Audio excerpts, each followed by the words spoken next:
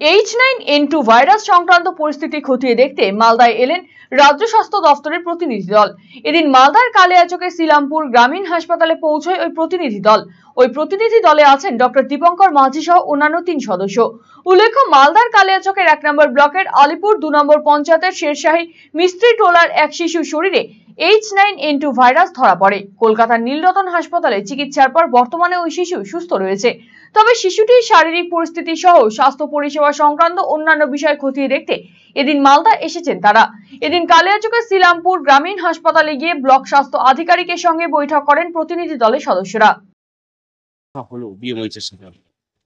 Disease surveillance নিয়ে কথা হলো।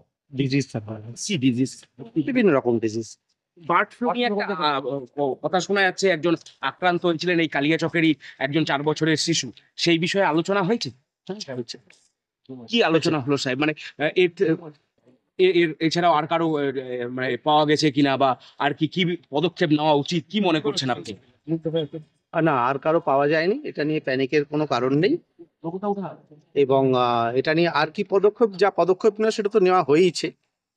আমরা সার্ভিলেন্সটা ঠিক মতো জারি রাখবো, এটাই।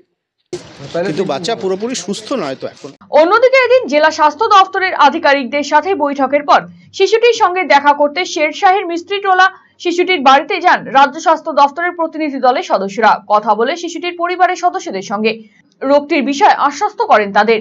পরিবারের সমস্ত সদস্য রক্ত পরীক্ষা করা হবে বলে স্বাস্থ্য দফতরের পক্ষ থেকে। যদিও দরিদ্র ওই পরিবারটি শিশুটির চিকিৎসার ব্যয় চালাতে গিয়ে হিমশিম খাচ্ছে। শিশুটির চিকিৎসার জন্য সরকারের কাছে প্রয়োজনীয় সাহায্যের আবেদন জানিয়েছে তার বাবা।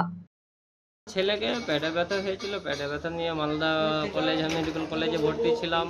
ভর্তি করার পর 10-15 দিন থাকলাম। থাকার পর আমার ছেলেকে বলছে কি ইনফেকশন হয়ে গেছে, পায়ে পোকা কামড়িয়েছে, পোকা কামড়ে ইনফেকশন হয়েছে, ভাইরাস হয়ে গেছে। ওখানে ট্রিটমেন্ট করালাম, 1 মাস ট্রিটমেন্ট করালাম। ট্রিটমেন্ট করানোর পর ছুটি দিল, বাড়ি আসলাম। বাড়ি এসে আমার ছেলে আবার পুরোপুরি ফের খারাপ হয়ে গেল। আবার গেলাম মালদা মেডিকেল কলেজে। গিয়ে মালদা মেডিকেল কলেজে ডাক্তার বলছে কি এখানটায় যতটি ট্রিটমেন্ট ছিল সেখানটা করে দিচ্ছি, আমাদের এখানটা না কেউ আসেনি এখন পর্যন্ত। 2 মাস হয়ে গেল, এখন পর্যন্ত কেউ আসেনি। কি ওরা রাজ্যতে কি অসুখ হয়েছে বলছে? রাজ্য থেকে কি অসুখ হয়েছে বলেছে? ওই বার্ড ফ্লু বলছে। অন্যদিকে এই ঘটনার প্রকাশ্যে আসতেই আতঙ্ক ছড়িয়েছে জনমানুষে।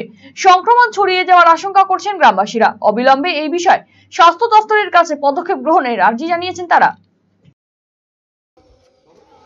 আমি কালকে হঠাৎ খবর পেলাম যে একটা বাচ্চা অসুস্থ আছে, এবং বাচ্চাটা অসুস্থ খবর পেয়ে আমি সঙ্গে সঙ্গে আসি, ছুটে খবর লাগাই যে 4 মাস থেকে প্রায় 2 থেকে 3 মাস থেকে অসুস্থ আছে। মেডিকেল কলেজে মানে ট্রিটমেন্ট করেছে, আবার এখান থেকে NRS পাঠিয়ে দিয়েছিল কলকাতা, এবং কলকাতাতে ট্রিটমেন্ট চলেছে দীর্ঘদিন। 2 মাস ওখানে ছিল, তারপরে চলে আসে আপনার বাড়ি আসার ফলে ওখানে ওর অর্থনৈতিক এত দুর্বল যে ও ট্রিটমেন্ট করাতে পারছে না। হঠাৎ সূত্রে খবর পাই যে ছেলেটাকে বার্ড ফ্লু হয়েছে। এবার সবাইকে, হ্যাঁ, মানে আপনার কি এলাকায় আতঙ্ক হয়ে আছেন এই খবর পেয়ে?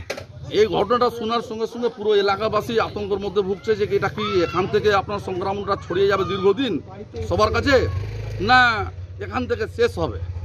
এবার স্বাস্থ্য দপ্তরের কাছে মানুষ তাকিয়ে আছে যে স্বাস্থ্য দপ্তর কী বলতে চাইছে এটার ব্যাপারে।